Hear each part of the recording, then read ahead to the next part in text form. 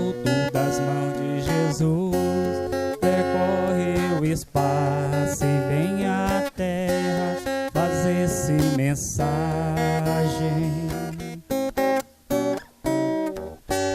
Que se encerra a beleza, a imagem do ensinamento do Evangelho. A mensagem deixa uma paz na gente que vai abrindo igual a semente que muda o caminho onde é semeada, iluminando tudo, florindo a estrada, trazendo amor e mais vida. La, la, la, la, la, la, la.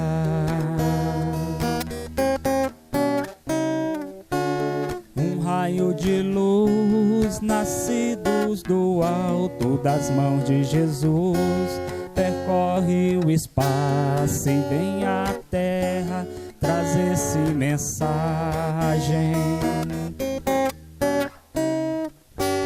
Que se encerra a beleza, a imagem do ensinamento do Evangelho. A mensagem deixa uma paz na gente que vai agindo igual a semente que muda o caminho onde é semeada, iluminando tudo, florindo a estrada, trazendo ao mundo mais amor e mais vida.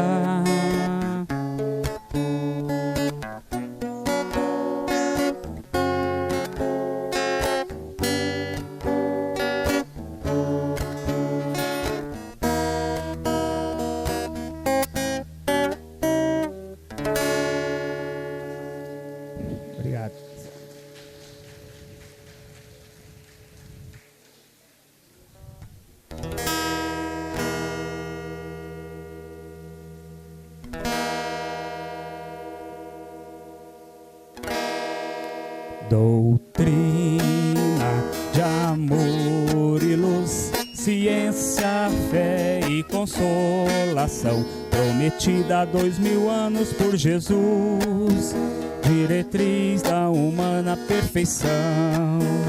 Irmãos, é a doutrina espírita, a imensa esperança do porvir.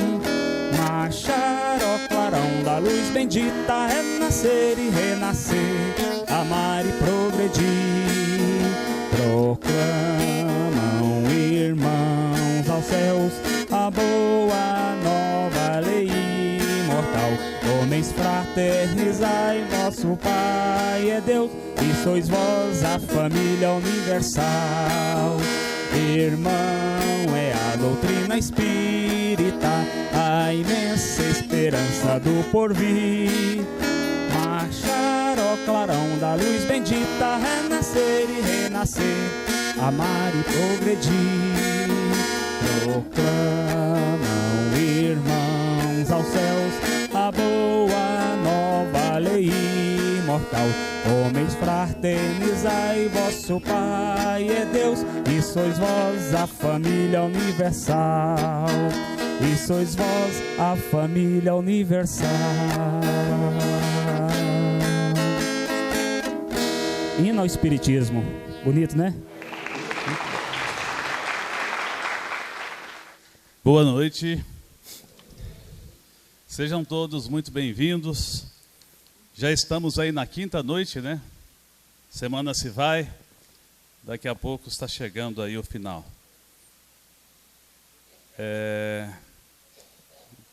Nós primeiro agradecemos aí o Serginho, que fez a Alegria Cristã. Ele é conhecido como Serginho, todo mundo chama desse jeito, mas o nome dele é Sérgio Roberto. E ele esteve tocando e cantando para nós agora há pouco. A gente agradece de coração. Vamos passar então para a nossa prece inicial, que será proferida pela Carmencita, do Centro Espírita Vicente de Paulo. Então vamos buscar a presença de Jesus, cerrar os nossos olhos. A espiritualidade já fez todo um trabalho de asepsia neste auditório para que acontecesse a Semana Espírita. E nós podemos sentir a presença dos amigos espirituais. Então vamos agradecer Jesus, vamos rogar ao Mestre que inspire a nossa companheira palestrante. Nós sabemos que ela preparou para estar aqui, mas que ela seja intuída naquilo que cada um de nós estamos necessitando. Senhor Jesus, queremos te dizer, amado Mestre, muito obrigada, Senhor, pelo seu amor, pelas tuas bênçãos, pelo Consolador prometido que o Senhor nos enviaste. Obrigada, Senhor Jesus, pelo seu amor, pela sua intervenção diante do Pai por todos nós. O concurso dos bons espíritos que estão sempre a nos concitarem ao bem, ao amor, à paz. E assim, Senhor Jesus, elevando os nossos pensamentos até a Deus, nosso Pai Criador, que tudo vê, que tudo provê, que o nosso Pai amado possa colocar a sua mão misericordiosa sobre tudo o que criaste. Tende piedade, ó Pai, das nossas imperfeições, que todos nós que estamos aqui, espíritas, simpatizantes, companheiros de outras religiões que também vêm conhecer, buscar a tua palavra. Queremos rogar-te, Senhor, que todos possam ser merecedores do teu amor, das tuas bênçãos. E assim, em teu nome, Pai amado, em nome da Pleiade de Espíritos encarregados desta Semana Espírita, damos início à palestra da noite de hoje, pedindo que a nossa companheira palestrante seja inspirada, protegida pelos amigos espirituais. Muito obrigada por tudo e que assim seja. Bem, a palestrante de hoje é a doutora Letícia Talarico. Ela é psicóloga clínica, especializada em criança e família, casal e reprodução assistida, facilitadora de constelação familiar sistêmica e membro da AME Goiânia. Então, nós a convidamos para proferir a palestra Relacionamento Vida a Dois, Busca do Equilíbrio. Boa noite. É um prazer estar aqui com vocês. Eu estava observando ali na entrada, geralmente eu gosto de chegar mais cedo para ver, né, as pessoas que estão entrando. Eu vi muitos casais aqui. E eu me lembrei que quando tinha alguma palestra sobre relacionamento amoroso, o meu marido, ele ia, mas ele ia por espontânea pressão. Alguém aqui está por espontânea pressão também? Não? Todos concordam em estar aqui? Então, ótimo. Hoje eu vou convidar vocês a pensar um pouquinho sobre o relacionamento de casal na visão espírita. Muda alguma coisa a gente pensar o nosso relacionamento de casal na visão espírita? Nós sabemos que ter alguém, né, ter alguém para seguir a vida juntos, é, na verdade, um desejo da maioria de nós de sermos bem-sucedidos nas nossas relações de casais. Né? É um desejo de todos nós, ou da maioria de nós. Mas o que impede esse casal de continuar conectado? O que impede esse casal de se comunicar de uma forma eficaz? O que impede, às vezes, esse casal de dar certo? E o que pode também colaborar para esse casal seguir juntos, felizes? A felicidade não é desse mundo, mas a alegria é. A gente pode ter alegria com a pessoa que a gente está junto. Só que o que a gente tem visto hoje é um número de separações muito grande. Claro, quando existe violência, quando não existe mais respeito, não tem como o casal ficar juntos. Mas a gente vê também que as pessoas estão desistindo muito fácil. É assim, não está bom para mim? Ah, não está me fazendo feliz? Então, existe o divórcio, eu vou me separar. Eu vou arrumar outra pessoa. Aí o que acontece? Arruma outra pessoa e aquele mesmo problema que eu reclamava do antigo parceiro, da antiga parceira, se repete. Então, eu não tenho a chance de crescer com esse relacionamento. Se a gente for pensar a importância do casal dentro da doutrina espírita, o casal é onde começa uma família. Né?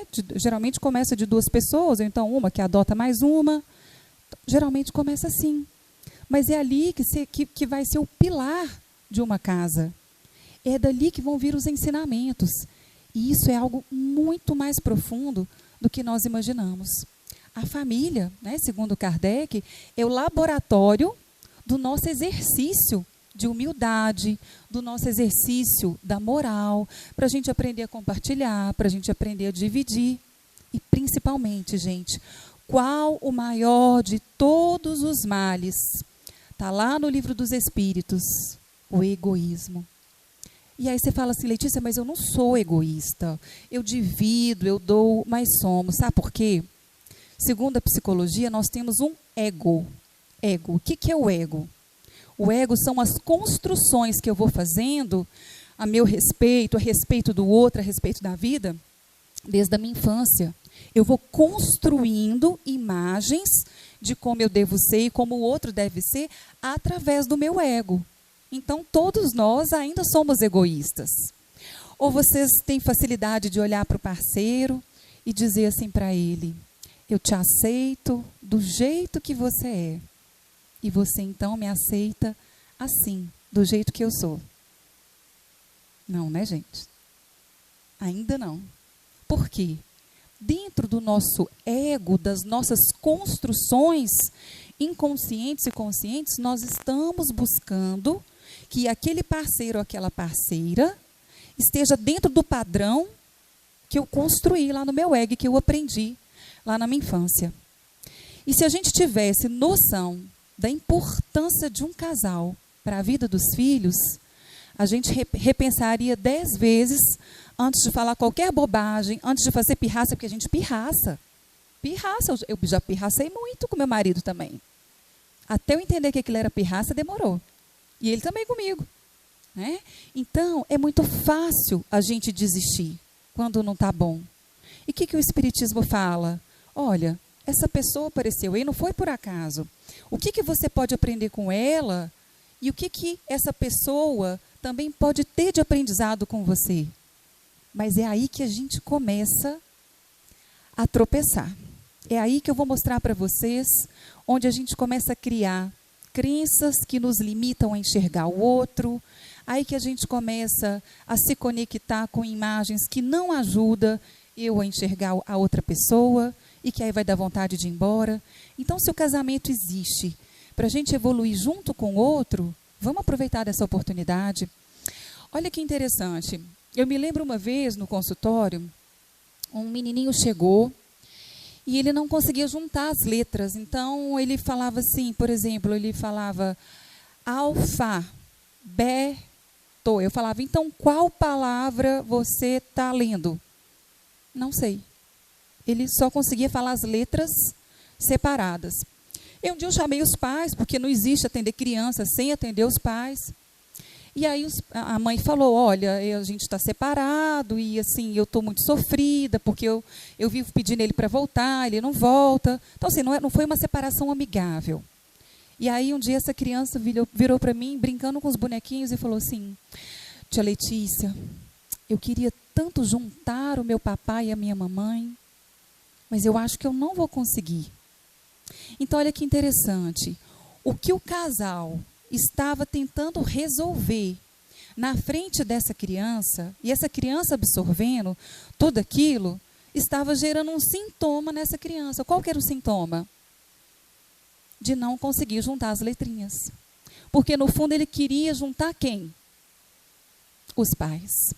Então, eu acho que se a gente tivesse a noção de como que nós, né, como casal, influenciamos a vida dos nossos filhos, a gente repensaria 10 vezes antes de tomar uma atitude.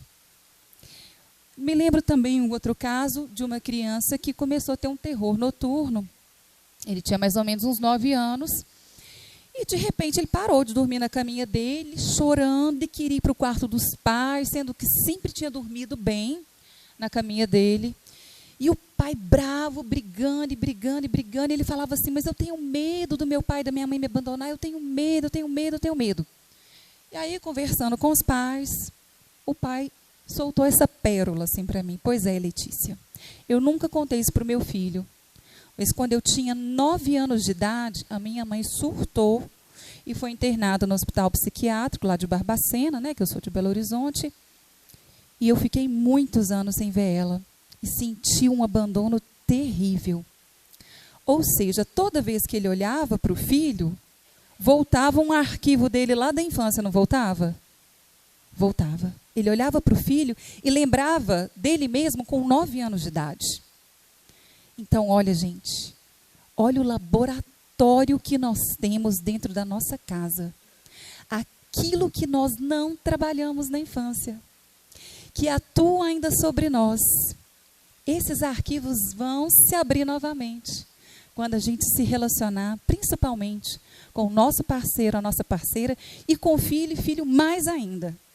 Então, além da gente ter os compromissos, né, por resgate, ou com o compromisso de caminhar juntos, nós ainda temos essa oportunidade. E nós vamos falar sobre isso hoje, para que vocês saiam daqui mais encorajados de olhar para os seus relacionamentos, agradecer, olhar para o outro de uma forma diferente. A nossa visão fica contaminada com as construções que a gente faz do que é uma mulher ideal, do que é um homem ideal. E para quem não tem um relacionamento hoje, para olhar diferente para os seus pais, de uma outra forma. Combinado? Então, vamos seguir. Como eu disse para vocês, né, a família ela é um laboratório do aperfeiçoamento moral. E é interessante, porque não sei se vocês já repararam, nós temos desafios, né, com o nosso pai e com a nossa mãe desde a infância. Eu vou falar primeiro desse casal, que foi o nosso pai e a nossa mãe, e depois eu vou para o relacionamento de casal desses filhos. Mas eu tenho que começar dos nossos pais. Então, vamos supor o nome fictício Maria, que Maria chega nessa vida com uma mãe que, quando gestou ela, tinha acabado de perder um irmão. Então, a Maria tinha acabado de perder um tio. E a mãe estava muito chateada. E ela teve essa gestação muito longe, muito desconectada. Ao amamentar a Maria, ela sentia muita tristeza, muita saudade desse irmão que ela perdeu, desse irmão que ela cuidou na infância. E aí a Maria começa a crescer com qual registro? Mamãe não está tão presente para mim. E Maria começa a se sentir desamparada. E para lidar bem com o seu desamparo, o que Maria faz? Ela então vira a Mulher Maravilha. Como que é a Mulher Maravilha? Pode deixar que eu dou conta de tudo.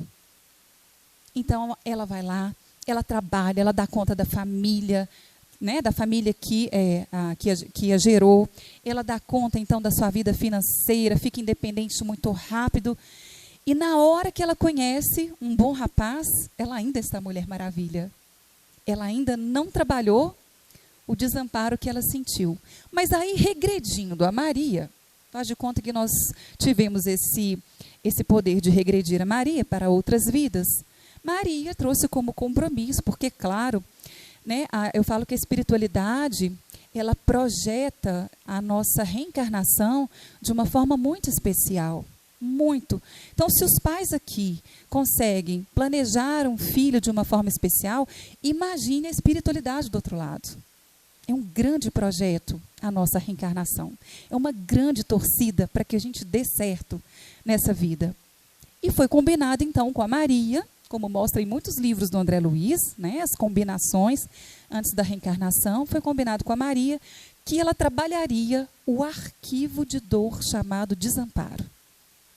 Então, ela já tinha esse arquivo de outras vidas, que ela se sentiu muito desamparada em outros séculos, com outra mãe, com outro pai. Claro que consequência de alguma atitude que ela repetiu também durante várias vidas anteriores.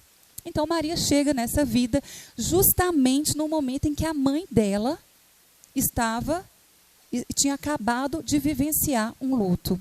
Claro que essa mãezinha não teria condições de gestar a Maria com muita alegria. Mas esse momento foi escolhido também. Porque senão nós vamos passar a culpar os nossos pais de tudo. Ah, tá vendo?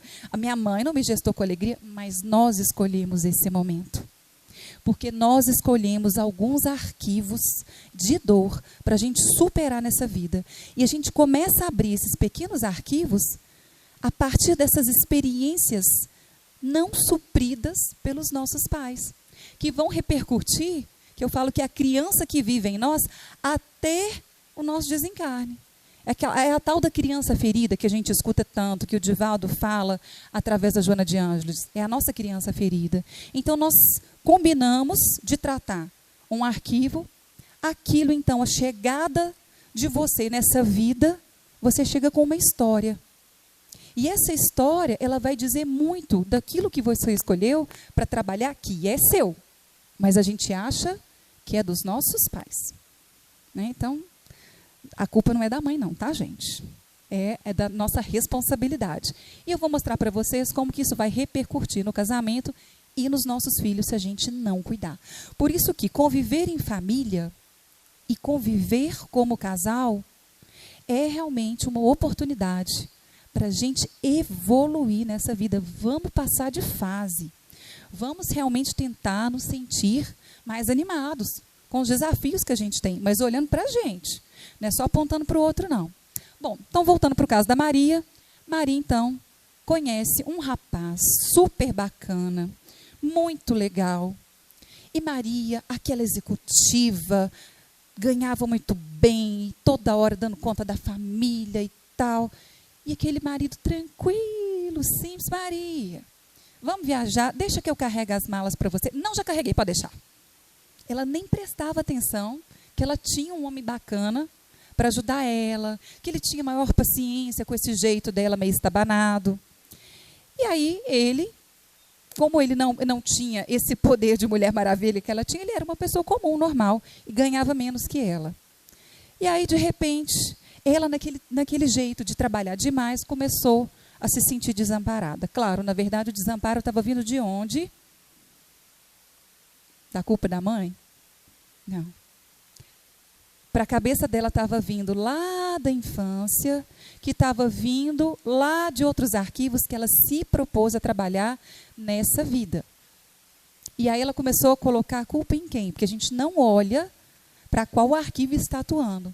Ela começou a olhar para o João, também nome fictício, e começou, esses homens de hoje estão tudo banana. Só eu que trabalho, põe dinheiro nessa casa, a maioria das contas quem paga sou eu. E o João lá, super legal, disponível.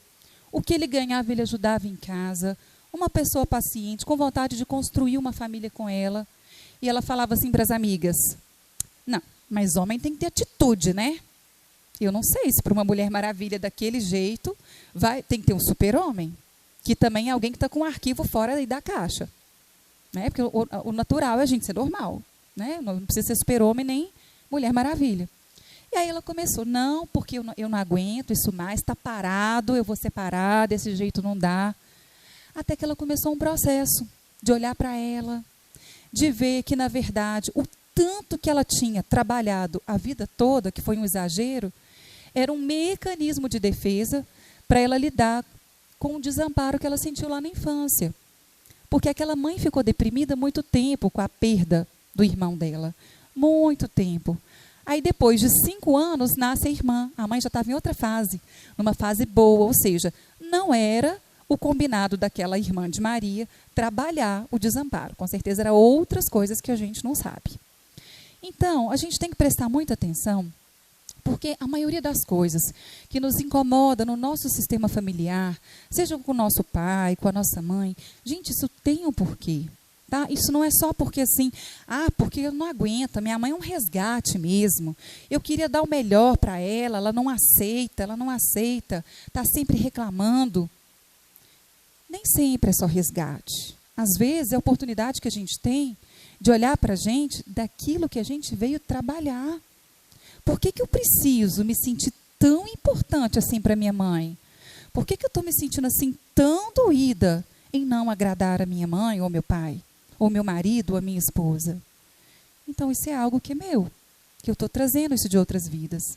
Eu falo que se a gente prestar atenção assim nas dores maiores que a gente teve na infância, a gente pode mais ou menos ter um norte daquilo que realmente a gente se propôs a cicatrizar nessa vida, a melhorar um pouquinho da ferida. Olha que oportunidade boa a gente fazer isso pensando na nossa família, nos nossos pais ou nos nossos relacionamentos amorosos. O que me incomoda tanto na minha companheira ou no meu companheiro?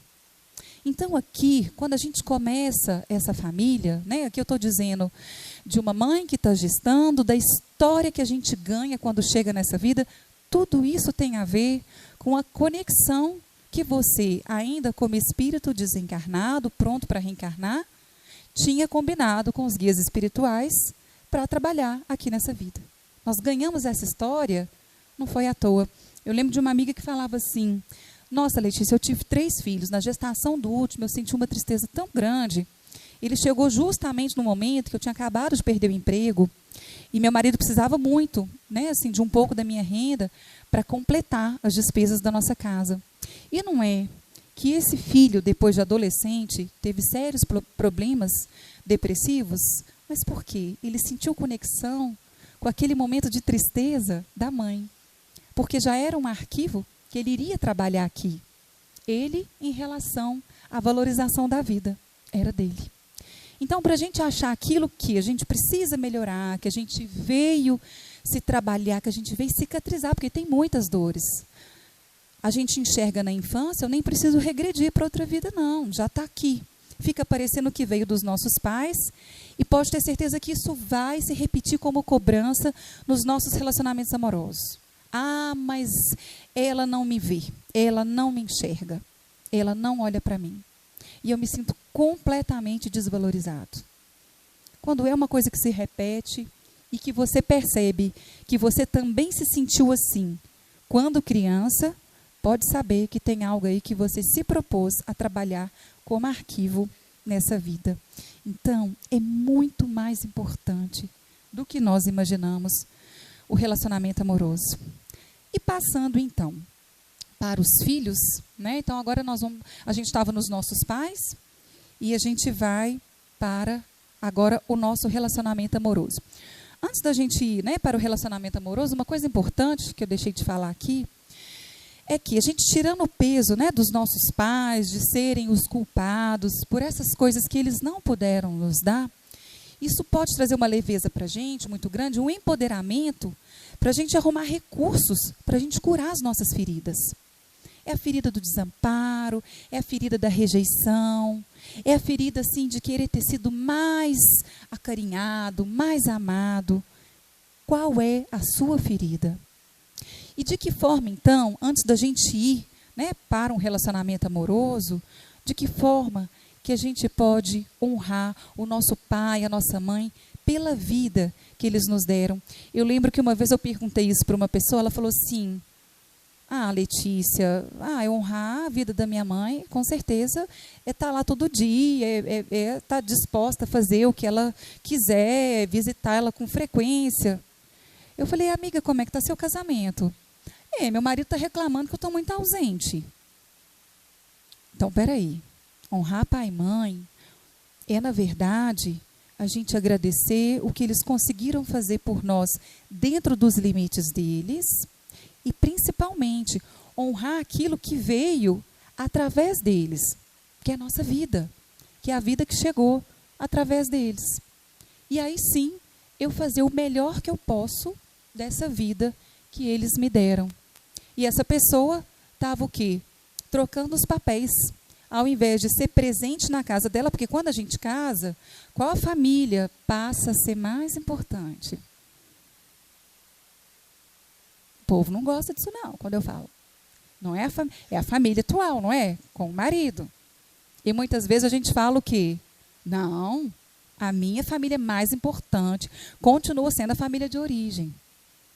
Não, uma coisa é a gente poder estar disponível para amparar os nossos pais, amparar, sempre que eles precisarem. Outra coisa é querer salvar eles e querer mudar o pensamento deles e querer interferir demais.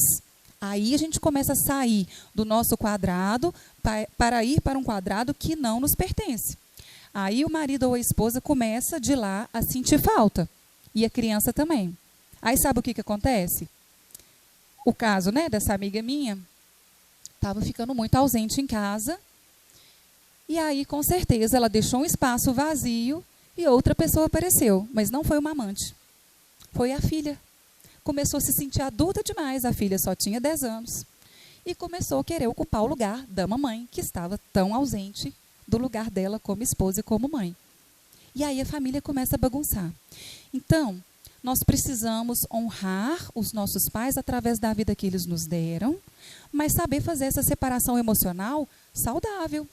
Que muitas vezes a gente não faz, a gente fica com culpa de falar que aquele dia não pode ir lá na casa da pessoa, sendo que a pessoa está ótima.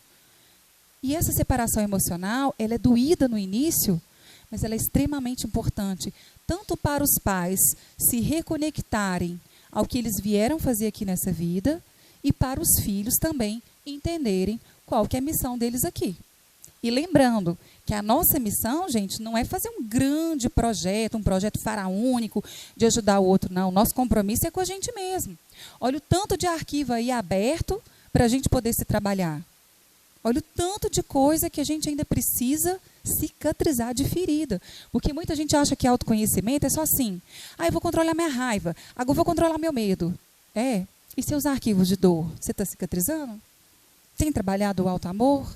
Tem trabalhado a autocompaixão? Isso a gente esquece de fazer. Tá? Então, assim, eu preciso do outro para eu evoluir. Então, lembrando, após eu fazer essa separação emocional, eu vou então conhecer alguém, né? Vou conhecer, e aí começa a confusão das bagagens.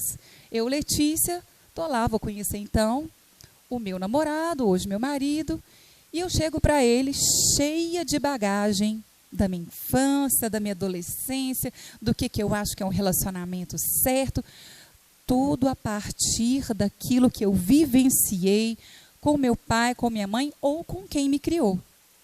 E o pior, gente, é o tal do ego, é o egoísmo, que está lá no Kardec. O pior é que a gente acha que a nossa visão é a certa. E aí começa a confusão na hora da gente dialogar. Eu me lembro, quando eu mostro esse slide, né, eu me lembro muito de uma pessoa, de um casal, que eu atendi lá em Belo Horizonte, e eles assim estavam com muita vontade de se reconectarem. Eles estavam distantes, eles estavam morando na mesma casa, com 3 filhinhos, mas estava assim, um muito distante do outro. Eu falei assim para ele, mas quando você olha para ela, você gostaria que ela mudasse em quê?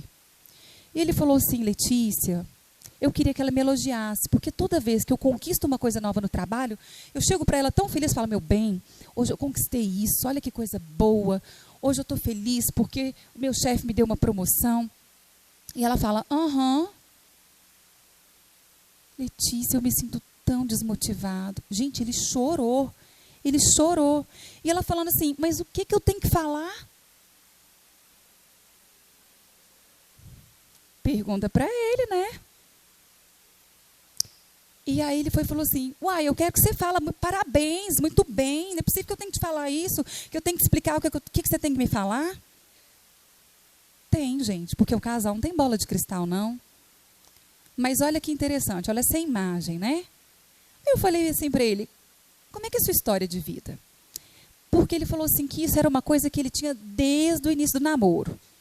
Que ele chegava, mandava flores para ela, e agradava e fazia surpresa. E ela com aquela cara assim de paz, né? De paz eterna. Legal. Flores, chocolate. Ele diz, eu lembro disso, né? Que um dia ele chegou para buscá-la, os brigadeiros, colocou os brigadeiros assim no banco, sem querer ela sentou, né? Assim, então assim, uma pessoa meio desligada. Não sei por que esse casal se uniu, né? Mas a espiritualidade sabe. E aí o que aconteceu? Ela falou assim, aí ele contou a história. Falou assim, olha, ela desde o início foi assim, mas eu sou apaixonado por ela, eu quero que a gente dê certo. Então tá. Olha a história de vida dele, olha o arquivo dele lá da infância. Como que isso estava atuando no casamento ainda há pouco tempo atrás. Quando ele era criança, a mãe, de repente, resolveu mudar de cidade, porque teve um outro emprego, foi para o interior de Minas e deixou ele e os irmãos em Belo Horizonte, só com o pai. E o pai não cuidou, porque por outros motivos, o pai tinha um problema com o alcoolismo, e quem cuidou ficou de casa em casa, né? Um dia na casa de uma tia, outro dia na casa de outra. Então, olha a ferida que ele levou para a fase adulta. O que ele mais queria de uma mulher, gente? Ser olhado, ser admirado. O que a criança dele mais sentiu falta? De um elogio. Vocês já viram as crianças? Mãe, olha eu aqui na piscina. Mãe, agora eu vou mergulhar de novo. Já mergulhou 30 vezes. A mãe não aguenta mais. Mas a mãe está lá, que lindo, que lindo. Mas isso é importante para a criança. Porque, na verdade, a nossa autoestima se baseia muito a partir do olhar dos nossos pais, né? Ou daquelas pessoas que cuidam da gente quando a gente é pequeno. Ele não teve ninguém para fazer isso. E aí ele entendeu que o que ele estava cobrando dela, lógico, ela precisava melhorar, gente, precisava. Mas esse encontro dele com ela ajudaria ele a trabalhar essa ferida, não ajudaria? Mas ele poderia também se separar e falar assim, eu não, vou ficar com a novinha ali, ó, que me dá mais atenção, me acha gato, me acha bonitão. Mas em algum momento ele ia falar, nossa, estava tão bem com a novinha, nem está me dando bola mais. Ia se repetir. Então vamos resolver primeiro o que a gente tem que resolver, né, no nosso relacionamento, para depois a gente ver o que acontece. E ele percebeu, ao invés dele ter um incômodo desse tamanho, o incômodo dele estava potencializado, estava gigante, porque estava vindo lá de trás a dor de não ter sido olhado, admirado e olhado pela sua mamãe. E aí ele entendeu isso. E ela pôde entender também como que isso era importante para ele. Ou seja, ela não iria assumir o lugar de mãe dele, porque senão ia dar confusão. Embora tenha muita gente que assuma isso no casal, né, gente? Depois, para desocupar esse lugar, não é fácil, não. Se eu estou assumindo mãe do meu marido, uma hora esse marido vai fazer uma pirraça. Porque está no lugar de criança, não está? E vice-versa. Se você está sendo, né, um marido pai para sua esposa, uma hora vai aparecer uma pirraça. E uma hora essa mulher vai querer um homem. E vice-versa. Então, a gente tem que tomar muito cuidado. Letícia, agora eu estou preocupada, porque eu descobri que eu sempre fui mãe do meu marido. Não tem problema, dá tempo de desmamar. Aqui hoje, faça a promessa com vocês mesmos. Porque isso faz parte da evolução. A gente trabalhar, a gente deixar para o outro que é do outro, respeitar e a gente olhar para o nosso, que a gente nem dá conta do nosso. Mas a gente pode ser legal com o outro, a gente pode ser compreensivo, eu posso dosar as palavras, eu posso saber me comunicar. A gente pode fazer isso. Então, vocês vão observar que os arquivos da nossa criança, eles voltam no nosso relacionamento amoroso. Sempre tem um arquivinho que vai voltar, gente. Não tem jeito. E é o outro que me ajuda a ver isso. Só que eu não vou perceber de imediato que é um arquivo da infância que, na verdade, vem de outras vidas para eu trabalhar aqui. Eu vou falar que é culpa do outro, que ela não me elogia. E foi legal, porque aí ela passou a observar. E aí, assim, realmente ela não conseguia suprir toda a carência dele, porque era muita carência, mas ela conseguiu elogiar ele mais. Ao invés de falar assim, legal, ela, nossa, bacana, melhorou, né? Nossa, gostei. Melhorou. E ele começou a se sentir também mais olhado por ela, à medida que ele começou a cicatrizar essa ferida. E eu falei para ela, e qual reclamação que você tem a fazer a respeito desse marido? Letícia, eu não aguento ele, todo lugar que eu vou, ele me liga. Que hora você vai voltar? Não é possível, isso é ciúme. Ele falou, Letícia, isso não é ciúme, isso é preocupação. Mas ele ligava 30 vezes. 30. Falei, então, peraí, vamos fazer um parênteses aqui. Eu falei, quem que era assim na sua família de origem? Meu pai, autoritário. Toda vez que ele falava com voz alta, né, aqueles pais autoritários lá da antiga Minas Gerais, eu tremia nas bases, porque senão a gente ganhava chinelada. E aí eu morria de medo, eu não podia falar nada. Então, toda vez que o marido, muito eufórico, muito empolgado, falava mais alto, imediatamente ela voltava onde? Lá na criança dela. E ela achava que era o marido que deixava ela um pouco, como é que eu posso dizer, tolhida. Mas não era bem o marido. Porque ela podia falar assim, meu bem, calma, fala mais baixo, por favor. Mas ela não tinha força. Porque imediatamente ela se transformava naquela criança morrendo de medo do pai. Então ela não conseguia conversar com ele de igual para igual, como dois adultos. Então, gente, nós precisamos ter uma conversa séria com a nossa criança interna hoje, né? Tantas reclamações que a gente faz. Reclamações ou então, assim, tantas percepções que a gente tem do nosso companheiro, que a gente acha que é dele, mas, na verdade, é onde a gente vibra. Muitas vezes eu estou vibrando ainda lá na criança.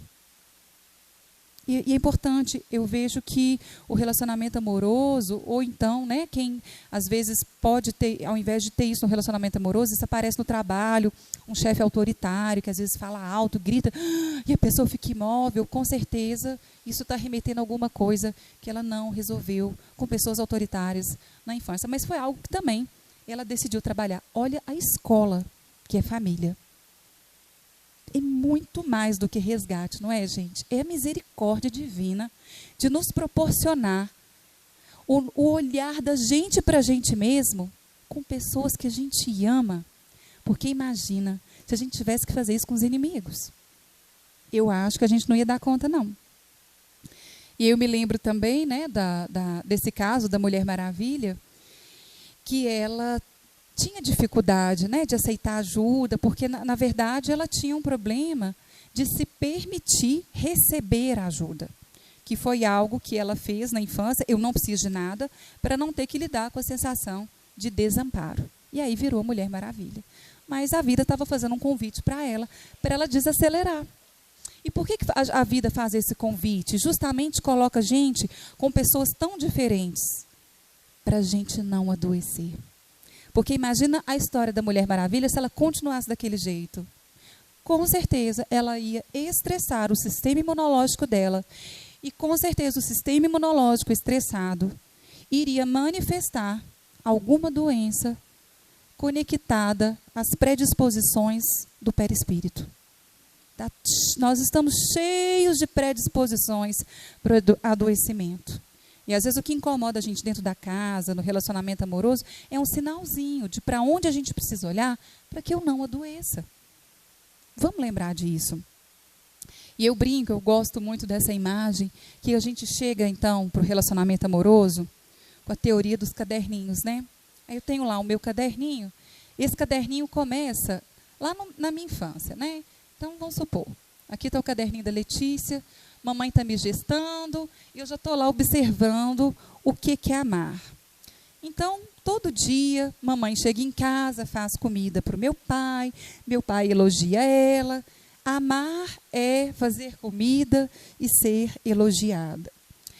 Aí vira a página, aí lá quando eu estou com 5 anos, quando de repente o papai chega para minha mãe e dá um presente, ser amada é ganhar um presente. Aí um dia minha mãe chega para mim e fala, olha, o bom casamento é aquele em que ambos são da mesma religião. Aí eu anoto lá no meu caderninho. Tá bom. Isso eu falei só 1% do caderninho, né, gente? Porque o caderninho já deve estar no 3º volume. E aí a gente chega para o relacionamento amoroso, assim, ó. Amar é. Aí começa. Como é que você se sente amado ou amada? Como é que o outro vai comunicar isso para você? E aí é outra dificuldade que os casais têm de enxergar um ao outro. Então, vocês estão vendo como é que é complexo? Nós já temos os arquivos da infância que se manifestam, que são propostas nossas existenciais para serem retomadas nessa vida. Nós temos também aqueles acordos reencarnatórios. E nós temos ainda o tal do ego, que são os caderninhos, que são as construções que a gente vai fazendo durante a vida toda. E aí, o João tem lá no caderninho dele, de 5 volumes, assim, na minha casa, mamãe me ensinou que dar provas de amor e ser surpreendido ou surpreendida é ser amada. E aí o que o João faz? Surpresa, manda flores. E a Maria fica esperando elogios. Não é assim? E aí, é uma coisa que eu observo muito nos casais. Os casais falam assim: Letícia, eu não aguento. Meu marido chega em casa e fala assim: amor, o que tem para comer? Letícia, custa abrir a geladeira e ver o que tem para comer? Custa, gente, porque no caderninho dele está escrito: o amor que eu aprendi lá na minha casa era quando meu pai chegava, ou meu tio, sei lá quem me criou, e falava assim: bem, o que tem para comer? Ela falava: peraí que eu vou preparar sua janta. E sem ele perceber, ele chega com essa ideia também no novo relacionamento. Então, nós precisamos baixar esses caderninhos para a gente poder enxergar o outro.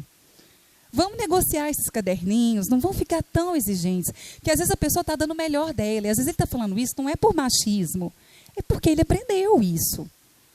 E aí vem uma moça super tranquila, bonita, que pensou assim: olha, eu quero ser uma excelente dona de casa, eu detesto trabalhar demais, vou trabalhar menos, que eu quero ter tempo para cuidar dos nossos filhos.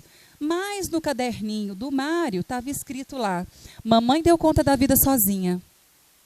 Foi assim que mamãe demonstrou o amor dela por nós. Se Joana não trabalhar como mamãe, ela não me ama. Aí ele começa a ficar incomodado. Gente, essa mulher trabalha pouco. Já chegou em casa? Trabalha não? Que isso? Aí a gente começa a fazer julgamentos. Isso faz parte das construções do nosso ego, dos nossos caderninhos. Então, uma proposta que eu faço para vocês é olhar para as pessoas que a gente ama, para o pai, para a mãe, para os irmãos, para o marido, esposa, namorado, com menos caderninho. Eu tinha muito esse caderninho em relação ao espiritismo. Quando eu conheci meu marido, ele não era espírita, ele ainda não é, tá, gente? Mas eu tinha aquela vontade, aquela ilusão. Nossa, mas faz tanta falta para ele uma religião. Gente, eu descobri que faz mais falta para mim do que para ele.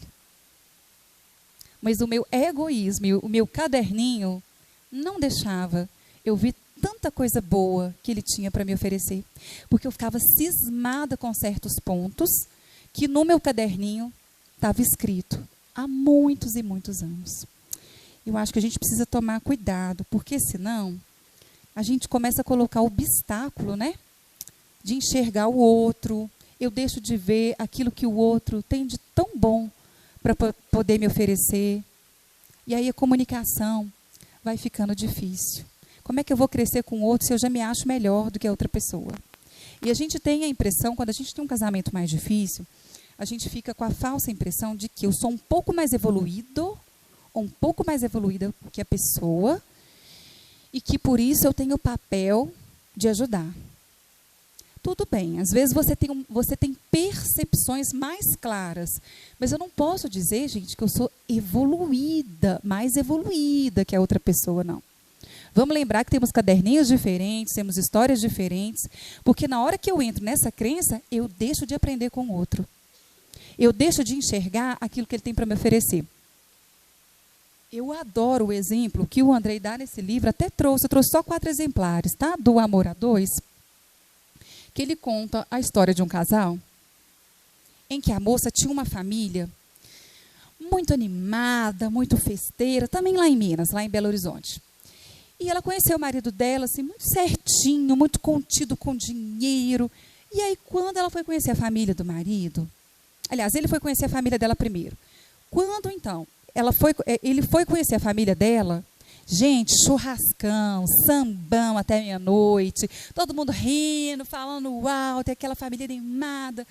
E ela conta assim no livro: e eu achava que eu tinha a família mais feliz e mais certa desse mundo. Quando eu fui conhecer a família dele, era um silêncio.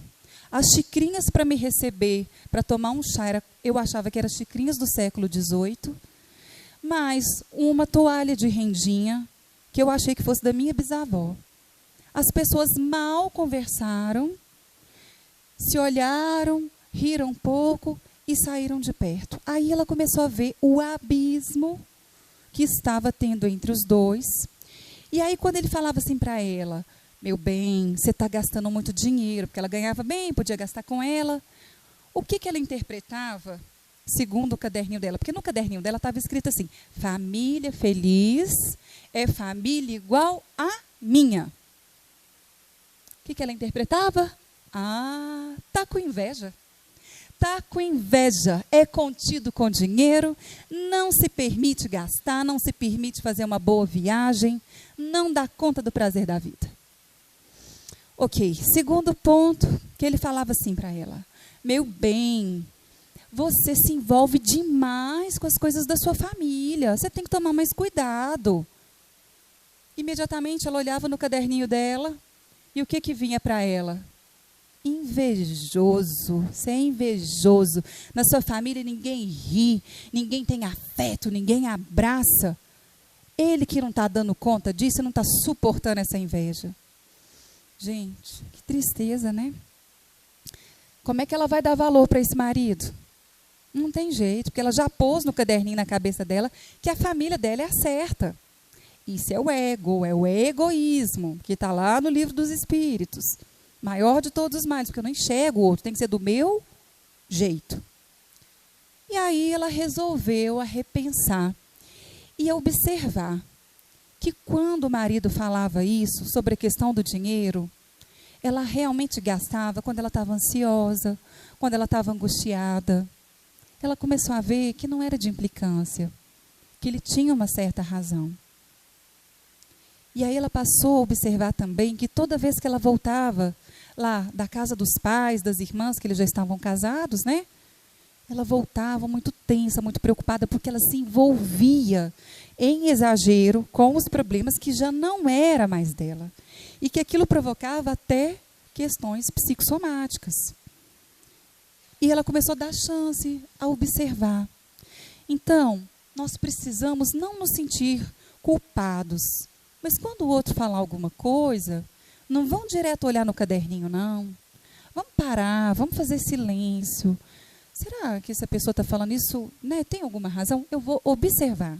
Então, vamos ser observadores de nós mesmos para ver se isso faz algum sentido. Porque a nossa reação imediata é o quê? É a gente se proteger. Nem vem. Mal resolvido é você. E aí a gente fica com crenças que limitam o nosso progresso. A gente fica com a crença de que eu sou mais evoluída, só porque ele é calado, não fala muita coisa, é contido com dinheiro e a família é calada. Aí eu acho que eu sou mais evoluída. Eu começo a entrar nessa crença, começo a ficar triste no casamento, porque aí eu deixo de olhar para o outro, eu deixo de ver aquela pessoa como um companheiro ou uma companheira cheia de qualidades e começo, às vezes, a desconectar. Por isso, está lá também no livro dos Espíritos, né, que o conhecimento de si mesmo é a chave do progresso individual. Porque é no relacionamento amoroso, é no relacionamento com os filhos, é no relacionamento com os nossos familiares, que a gente vai se esbarrando em questões que a gente precisa olhar para nós mesmos. Vamos lembrar desse caderninho, que todo mundo aqui tem no mínimo 5 volumes. Tá? E a gente precisa rever isso. Não ficar toda hora pesquisando a Bíblia dos caderninhos. É a gente respirar, fazer silêncio, esvaziar. Senão eu não vou conhecer o outro e eu não vou saber que o outro às vezes está falando aquilo por bem. Eu me lembro de uma pessoa, uma amiga, né, que estava acima do peso e o marido falava assim, meu bem, cuida da alimentação, você é tão bonita e tal. E ela levou aquilo como uma ofensa, mas ele era doido com ela. E ele falava assim, você pode até continuar nesse peso, mas para de comer porcaria.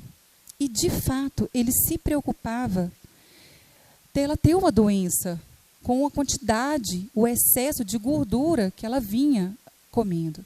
Mas a pessoa interpretava isso como, não gosta de mim do jeito que eu sou.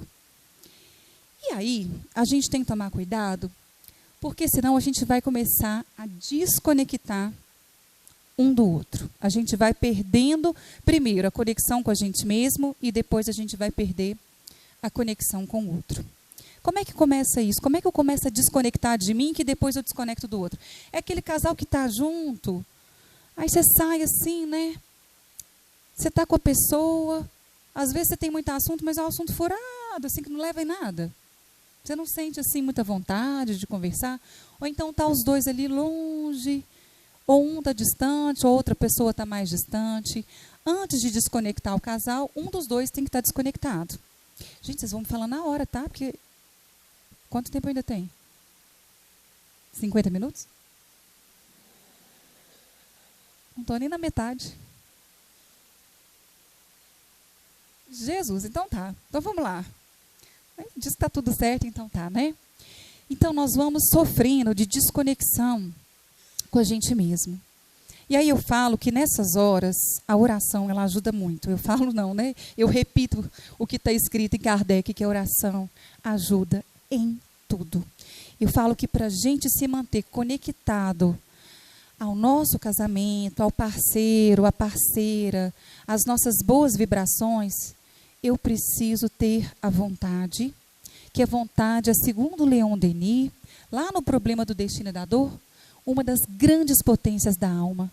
Se eu tiver um pouquinho de vontade de falar assim, eu quero fazer o meu melhor para dar certo nesse casamento, gente, quanta ajuda nós vamos receber. Eu até arrepio a hora que eu falo isso. Sabe o que a espiritualidade faz com a gente?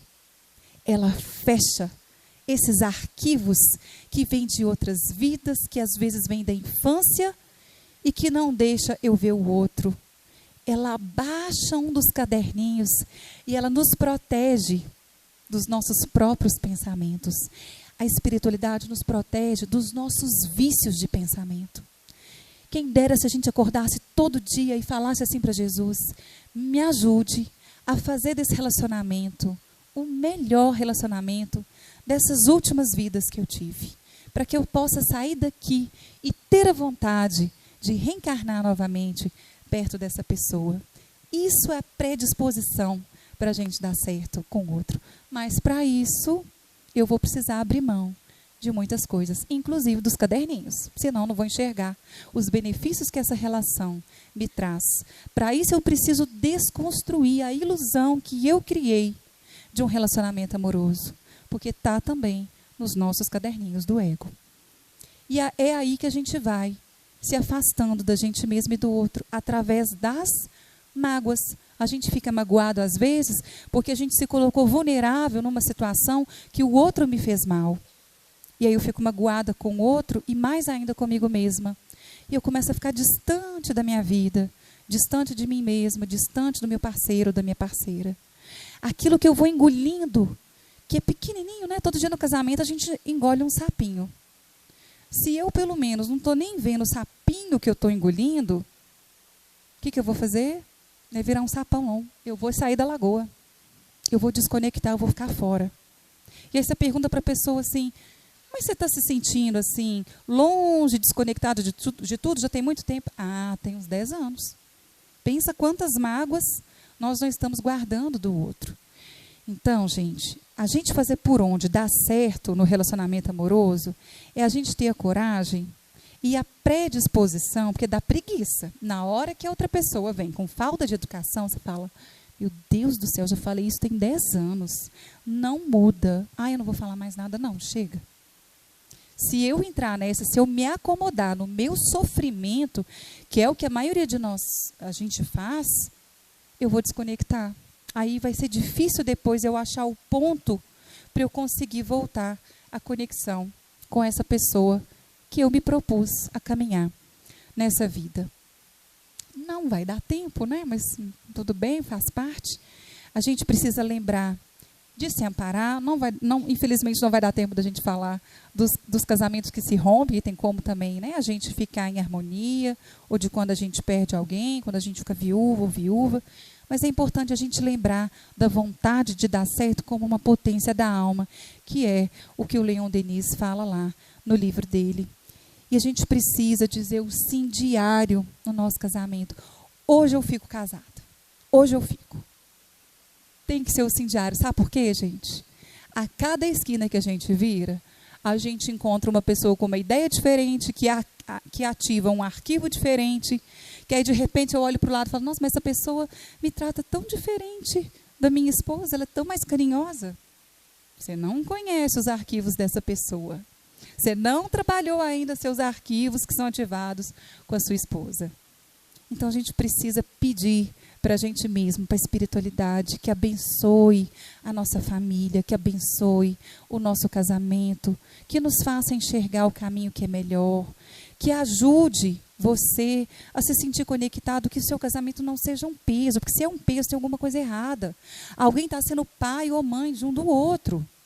Mesmo que um tenha uma doença hoje, a gente pode manter os papéis separados. O papel, né, de marido e mulher que se respeitam. Porque quando a gente começa a entrar com outros papéis que não são nossos, aí também existe o risco da desconexão. Então nós precisamos dizer o sim diário, abençoar o nosso lar e profetizar o amor dentro da nossa casa. Se eu estou com um problema, procure a pessoa certa para conversar. Não adianta a gente só ficar reclamando e ficar assim, nossa, não aguento mais isso. Não. Conecta com um propósito que você escolheu para seguir com aquela pessoa. E, de repente, você vai descobrir coisas muito interessantes que essa pessoa tem, que vai te ajudar a caminhar junto. Agradeço imensamente de estar aqui com vocês e que possamos, de repente, em breve, estarmos juntos novamente. Que vocês possam mentalizar para o lar de vocês essa conexão com amor, olhar para esse parceiro, parceira, para esse pai e mãe como catalisadores da nossa reforma íntima que a gente veio se trabalhar aqui nessa vida. Muito obrigada.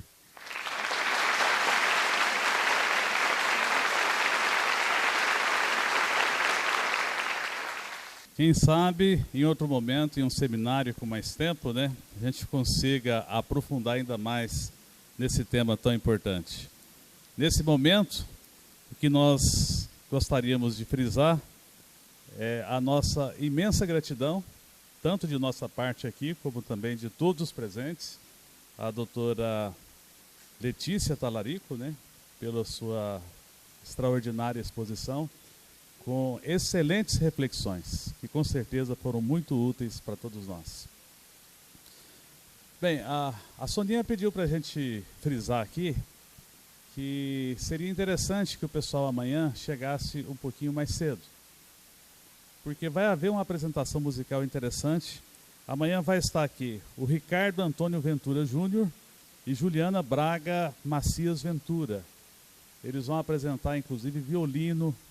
É uma apresentação também muito interessante, então vale a pena vir um pouco mais cedo, até para se preparar, até porque não é sempre que a gente tem essa oportunidade, né, de estar aí tendo a oportunidade de ouvir músicas de qualidade, músicas diferentes daquilo que a gente tem usualmente aí no nosso dia a dia. Tá, e tem também o livro Amor a Dois, tem 4 volumes à disposição para venda, tá, de autoria do Andrei Moreira, que tem a participação da doutora Letícia, tá ok? Então, deve estar do lado de fora, deve estar lá na livraria, aqui mesmo, bom, aqui mesmo. Quem se interessar, depois nos procure, por favor. Bom, e quanto à palestra de amanhã? A palestra de amanhã também será, sem sombra de dúvida, um tema muito interessante, muito conectado aqui com o nosso tema central, que é o relacionamento consigo mesmo, com a família e com Deus. E a palestrante vai ser a senhora Maísa Braga de Oliveira, que atualmente ela mora em Brasília, e ela é uma oradora muito conhecida, reconhecida em todo o país, e ela tem o dom de traduzir de forma simples e também de maneira muito interessante as verdades do mundo espiritual e as reflexões que todos nós necessitamos. Então, amanhã, relacionamento consigo mesmo, com a família e com Deus, com Maísa Braga de Oliveira. Então, contamos com a presença de todos. Às 7h30, quando estaremos começando a parte de harmonização. Caminhando para o nosso final, nós gostaríamos de convidar aqui agora o nosso companheiro Gerlon, do Centro Espírita Francisco de Assis. Ele vai proferir a prece final. Então vamos fechar nossos olhos para demonstrar ao Pai a nossa gratidão por permitir que nos encontremos aqui a exemplo de Jesus, quando se reunia com seus discípulos para ministrar ensinamentos especiais sobre o reino de Deus, sobre a forma de conviver, sobre a forma de realizar os planos de Deus naquilo que cabe a cada um, e que dessas reuniões eles saíam fortalecidos para encontrarem com os dilemas, com os problemas, com os desafios que o mundo apresentava. Que possamos todos sair daqui também fortalecidos para dar os nossos testemunhos, para agir em consonância com a vontade do Pai, para agir conforme aquilo que nossos anjos de guarda esperam de nós. Em nome de Deus, em nome de Jesus, contando com a assistência dos bons espíritos, encerramos mais uma noite de estudos, mais uma noite onde nos são dadas ferramentas para uma melhor vivência no nosso dia a dia. E que assim seja.